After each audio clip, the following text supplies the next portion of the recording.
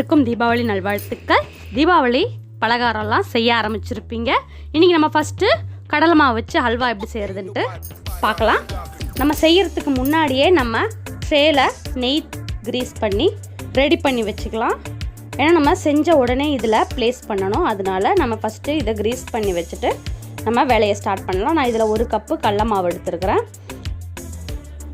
நல்லா வெறும் வானொலியில் ஒரு 2 நிமிஷம் இதை நம்ம வறுத்து எடுத்துக்க போகிறோம். வறுத்து எடுக்கிறப்ப நமக்கு இன்னும் நல்லா வாசனையாகவும் இருக்கும். சீக்கிரமாக நமக்கு வேலை முடியும். கண்டிப்பாக வறுத்து தான் செய்யணும். வறுத்துட்ட பிறகு ஜலிக்கணும். ஏன்னா கட்டி கட்டியாக ஃபார்ம் ஆகிருக்கும். அந்த பாலாக ஃபார்ம் ஆகிருக்கிறது இருக்கக்கூடாது. நைஸாக இருக்கணுன்றதுக்காக நம்ம ஒரு தடவை சீவ் பண்ணிக்க போகிறோம். நமக்கு வதக்கினதை எடுத்து நல்லா சீவ் பண்ணிக்கோங்க. கட்டி கட்டியாக இருக்கிறத உடச்சி விட்டுட்டு நல்லா சீவ் பண்ணி எடுத்துக்கோங்க. ஃபுல்லாக நல்லா எல்லாமே நீங்கள் உடச்சி விட்டிங்கன்னா முக்கால்வாசி எல்லாமே வந்துடும். கடைசியாக 1-2 ட்ராப் இருக்கும், அதை நீங்கள் போட்டுவிடலாம். மீதி எல்லாமே கீழே நமக்கு சீவாய் வந்துடும். சீவாய் வந்ததை கலெக்ட் பண்ணி வச்சுக்கோங்க. இப்போ இதில் நம்ம உப்பு கொஞ்சம் சேர்த்துக்கலாம். ஸ்வீட்டுக்கு சால்ட் தேவை இல்லையா? அதுக்கப்புறம் அதே அளவில் எண்ணெய் சேர்த்துக்க போகிறோம். உங்ககிட்ட நெய் இருந்தால் நெய்யே ஃபுல்லாக சேர்த்துக்கலாம். நான் பாதி ரெண்டுமே சேர்த்துருக்குறேன். கட்டி முட்டி இல்லாமல் நல்லா எல்லாத்தையும் மிக்ஸ் பண்ணுற மாதிரி கட்டி கட்டியாக இல்லாமல் நல்லா கரைச்சி வச்சுக்கோங்க. இப்போ நம்ம பாகு எடுக்க போகிறோம். கடாயில் ஒரு 3/4 கப்பு, நம்ம எந்த கப்பில் ஃபஸ்ட்டு அளந்தோமோ அதே கப்பில் 3/4 கப்பு தண்ணி சேர்த்துக்கோங்க. 3/4 கப்பு தண்ணிக்கு 1 கப்பு சர்க்கரை, அதாவது 1 கப்பு கடலை மாவுக்கு 1 கப்பு சர்க்கரை சேர்த்து, பாகு பதெல்லாம் கிடையாது, வெறும் கரைஞ்சா போதும். ஃபுல்லாக கரைஞ்சி நல்லா கொதி வரணும். ஃபுல்லாக எல்லாமே கரைஞ்சி இந்த மாதிரி நல்லா கொதி வந்து பபிள்ஸ் வரும்போது நம்ம கரைச்சி வச்ச கடலை மாவை சேர்க்கணும். இந்த மாதிரி நம்ம சேர்க்குறப்போ நமக்கு கட்டி கட்டியாக வராமல் ஈஸியாக டிசால்வ் ஆகும். நம்ம ஃபஸ்ட்டே கட்டி எல்லாம் எடுத்துட்டோம் இல்லையா, அப்போ ஈஸியாக இருக்கும். அடுப்பில் ஊற்றும் போது நம்ம கட்டி வராமல் பார்த்துக்கிறது ரொம்ப கஷ்டம். இப்போ மீடியம் ஃப்ளேம் வச்சுட்டு கை விடாமல் இந்த மாதிரி கலக்கிக்கிட்டே இருங்க. கொஞ்சம் நேரம் நம்ம கலக்க அது ஒரு 10 நிமிஷத்துலேயே இறுகி வரும். இந்த மாதிரி நல்லா சுருண்டு அல்வா பதத்துக்கு வரணும். உங்களுக்கு நட்ஸ் வேணும்னா இந்த சமயத்தில் நீங்கள் நட்ஸ் ஆட் பண்ணிக்கலாம். நான் இன்றைக்கி நட்ஸ் எதுவுமே ஆட் பண்ணல. சிம்பிளாக எவ்வளோக்கு சிம்பிளாக செய்ய முடியுமோ அவ்வளோக்கு சிம்பிளாக செஞ்சுருக்கோம். இந்த மாதிரி நல்லா சுருண்டு வந்த பிறகு நம்ம ஏற்கனவே கிரீஸ் பண்ணி வச்சுருக்கிற பாத்திரம், இந்த மாதிரி பாத்திரம் ட்ரே இல்லைன்னா டிஃபன் பாக்ஸ் அந்த மாதிரி இருந்தால் கூட பரவாயில்ல, அதில் வச்சு மேலே நல்லா இந்த மாதிரி சமன்படுத்தி விட்டு 2 தடவை தட்டிட்டிங்கன்னா ஏர் பபிள்ஸ் இருந்தால் வந்துடும். நல்லா ஆறின பிறகு இதை ஒரு தட்டில் கவுத்து போட்டு எடுத்து உங்களுக்கு தேவையான ஷேப்பில் கட் பண்ணிக்கலாம். இல்லை அப்படியே சூடாக சாப்பிட்டிங்கனாலும் கொஞ்சம் ஆறின உடனே அது அப்படியே அல்வா மாதிரி வரும். இல்லை இந்த மாதிரி பீஸ் போடணுன்னா கொஞ்சம் நேரம் வெயிட் பண்ணிங்கன்னா கொஞ்சம் நேரம் ஆறினதுக்கப்புறம் இந்த மாதிரி பீஸ் போடுறதுக்கு வசதியாக வரும். இதில் கூட நீங்கள் மேலே ஒரு நட்ஸு வச்சுக்கிட்டிங்கன்னா பார்க்குறதுக்கு நல்லாயிருக்கும். நம்ம எப்போவுமே எல்லாத்துலேயும் இந்த கார்ன்ஃப்ளவர் அல்வா அது பார்த்துருக்கோம். மைசூர் பாக்கு தான் மோஸ்ட்லி கடல மாவில் செய்வாங்க. இது நமக்கு புதுசாக இருக்கும். மைசூர் பாக்கை விட இது வந்து இன்னும் அப்படியே நீங்கள் எப்படி சாக்லேட் வாயில் வச்சா கேரமலைஸ் ஆகுது அந்த மாதிரி கரைஞ்சி போகிற.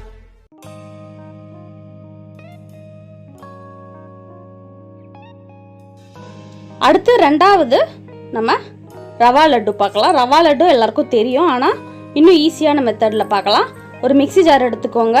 நான் இந்த சின்ன கப் எடுத்துருக்கேன். சின்ன கப்பில் 1 கப்பு சர்க்கரை, அதில் 2 ஏலக்காய் போட்டு, ஏலக்காய் வந்து நம்ம பொடி வச்சுருந்தீங்கன்னா நீங்கள் பொடியாக வச்சுக்கலாம். பொடி இல்லாத பட்சத்தில் நம்ம இந்த மாதிரி சர்க்கரையும் ஏலக்காயும் மிக்சியில் ஆன் ஆஃப் பண்ணி எடுத்துகிட்டு வந்துடுங்க. ஏலக்காய் நல்லா நசுங்கிடும். 1 கப்பு சர்க்கரைக்கு 1.5 கப்புலேருந்து 2 கப்பு வரைக்கும் ரவை சேர்க்கலாம். நான் ஃபஸ்ட்டு 1.5 கப்பு சேர்க்குறேன். அப்புறம் பத்தாதப்போ நம்ம எக்ஸ்ட்ரா சேர்த்துக்கலாம். 1.5 கப்பு ஃபஸ்ட்டு சேர்த்து இதை நல்லா நைஸாக அரைச்சிட்டு வந்துடுங்க. ரொம்ப நைஸாக இருக்க வேணாம், கொஞ்சம் குறக்குறன்னு இருக்கிற மாதிரியும். இதோ பாருங்கள், கொஞ்சம் அங்கங்கே குறக்குறன்னு இருக்கிற மாதிரி ஒரு 2 ஆன் ஆஃப் போட்டு எடுத்துகிட்டு வந்துடுங்க. இதை வந்து ஒரு மிக்சிங் பவுலில் மாற்றிக்கலாம். நெய்யில் சுட முந்திரி பருப்பு கொஞ்சம் வறுத்து எடுத்துகிட்டு வந்து சேர்த்துக்கோங்க. வேறு ஏதாவது நட்ஸ் போடுறதுனாலும் போட்டுக்கலாம். சூடாக இருக்கணும், ஆனால் சூடாக நெய் அப்படியே காசி முந்திரி பருப்பு வறுத்து இதில் சேர்த்து நம்ம இப்போ இதை நல்லா மிக்ஸ் பண்ண போகிறோம். சூடாக இருக்கும். இன்னும் கொஞ்சம் நீங்கள் நெய் ஊற்றுனீங்கன்னா பாலே ஊற்ற தேவையில்ல, அப்படியே நீங்கள் உருண்டை பிடிக்கலாம். நம்ம கொஞ்சம் தான் நெய் சேர்த்துருக்குறோன்றதுனால பால் கொஞ்சம் சேர்க்குறோம். நல்லா சுட பால் பிடிக்க வரல, உடைஞ்சிடுது இல்லையா, அதனால் சுட பால் சும்மா கொஞ்சம் கொஞ்சமாக சேருங்க, மொத்தமாக சேர்த்துறாதீங்க. ஒரு 2 ஸ்பூன் 3 ஸ்பூன் கொஞ்சம் கொஞ்சமாக சேர்த்து உருண்டை பிடிக்க எப்போ வருதோ அப்போ நீங்கள் பால் சேர்க்கறத நிறுத்திடுங்க. கொஞ்சம் கொஞ்சமாக சேர்த்து இந்த மாதிரி பதம் பார்த்துக்கோங்க, எந்த மாதிரி பதம் வந்திருக்கு, இந்த மாதிரி பதத்தில் இருக்கணும். இப்போ ஆறிட்டுருக்கோம். கையை வச்சு நல்லா இப்படி கலரிட்டு உருண்டை பிடிச்சா உங்களுக்கு உருண்டை பிடிக்க வரணும். ரொம்ப நீங்கள் ஸ்ட்ரெஸ் பண்ணாமல் லேசாக பிடிச்சாலே உருண்டை ஈஸியாக வந்துடும். இதை ஒரு பிளேட்டில் இந்த மாதிரி எடுத்து உருண்டை பிடிச்சி வச்சுட்டிங்கன்னா சட்டுன்னு எவ்வளோ சீக்கிரம் ஒரு 10 நிமிஷம் 1/4 மணி நேரம் கூட ஆகாது ரவா லட்டு செய்கிறதுக்கு. சட்டுன்னு முடிஞ்சிடும் இந்த ரவா லட்டு. இன்னும் நீங்கள் நைஸாக பண்ணியும் செய்யலாம். இந்த மாதிரி குறன்னு இருக்கிறப்ப தான் நல்லாயிருக்கும். இப்போ நம்ம இதில் 1 கப்பு சர்க்கரைக்கு 1.25 ரவை சேர்த்துருக்குறோம். முந்திரி மட்டும்தான் போட்டிருக்கிறேன். உங்களுக்கு திராட்சை வேணும்னா நீங்கள் திராட்சை சேர்த்துக்கலாம். இது வந்து நம்ம கொஞ்சம் பால் சேர்த்துருக்குறோம், அதனால் ஒரு 3 days to 4 days வரும். பால் சேர்க்காமல் நீங்கள் செஞ்சிங்கன்னா ரொம்ப நாளைக்கு வரும். நெய் மட்டுமே நிறைய சேர்த்து செஞ்சிங்கன்னா இன்னும் ரொம்ப நாளைக்கு வரும். இதை வந்து நல்லா ஆற விட்டுட்டு நீங்கள் பாக்ஸில் போட்டு ஃப்ரிட்ஜில் வச்சிங்கனாலும் ரொம்ப நாளைக்கு வரும். இப்போ எல்லாமே நம்ம இந்த மாதிரி உருண்டை பிடிச்சி வச்சுட்டு கொஞ்சம் நேரம் ஆறின பிறகு நீங்கள் எடுத்து சாப்பிட்டீங்கன்னா அது நல்லா டைட்டாக பிடிச்சிக்கும். ரவா லட்டு தயார்.